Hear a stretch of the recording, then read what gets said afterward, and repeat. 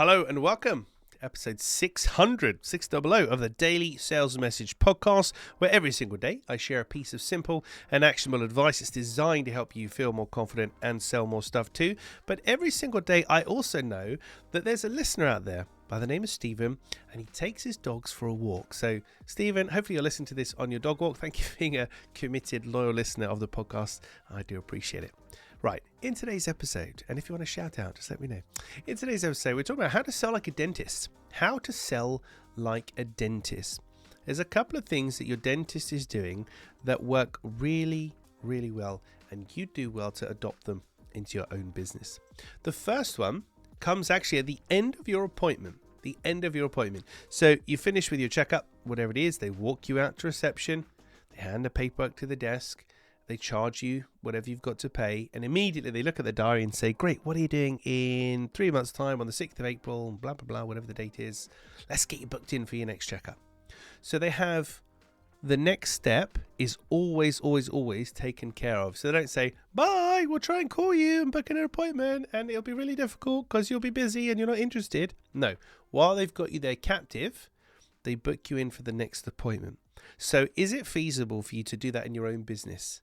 I mean, even if it's not feasible to book in the next appointment, at any meeting you have, okay, what are the action points? What are the next steps? It's a really solid way to approach things. But if you can book the next appointment, the next thing, at the current thing, it saves a hell of a lot of time. And it actually captures the interest of the buyer and makes sure we're striking literally while the iron is hot or while your teeth are painful. The second thing that your dentist does, and that would be really, really useful if you could do it in your own business, hopefully you're already doing it, who knows, is so they put you in the chair for the checkup, and I say, oh, do you know what?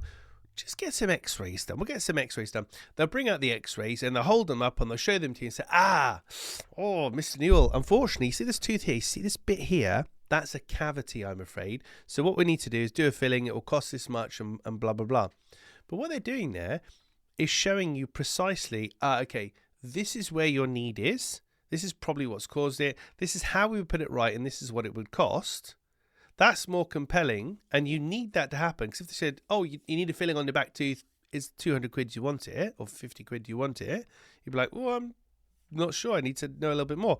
But they take the time to educate you and show you. Obviously, in your own business, you probably can't take x-rays of things necessarily, but they show you literally a visual thing of like, this is the tooth, it's damaged, blah, blah, blah, this is what we suggest. So you can make an informed decision and you understand exactly what's going on and exactly why they're suggesting what they're suggesting. And that's the principle I want you to take away into your own business today, is really explaining things to your buyers. This is why you need this. This is what it would cost. This is what would happen if you didn't do it and so forth. But it's your decision as a buyer, ultimately.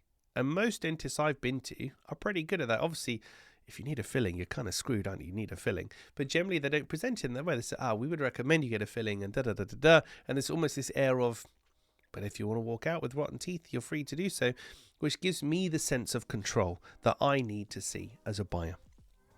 So, and I need to brush my teeth now. So, there you have it. How to sell like a dentist. Book the next appointment as quickly as possible. When the iron is hot and the person's there, book them in for the next appointment, the next thing they need.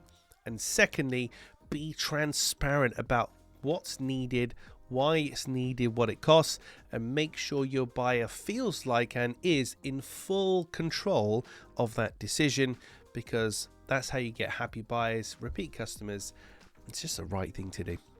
Right, that's it. Hopefully you finished walking the dogs now, Stephen. Right, that's it for this episode of the podcast. Tomorrow in episode 601, I want to talk to you about the credibility trap. And this is a trap I fell into when I started Clear Sales Message all those hundreds of years ago. And I want to make sure you don't fall into the same trap and have the same issue. So tune in tomorrow and I'll explain more about that then. In the meantime, if you haven't already, please hit the like, subscribe, share, comment button, interact in some way with the podcast. It just tells the algorithmic gods that it's not just my mum that tunes in on a daily basis and leaves me 5-star reviews. Thank you for listening and watching all the way to the end. I'll catch you tomorrow for another exciting edition of the Daily Sales Message.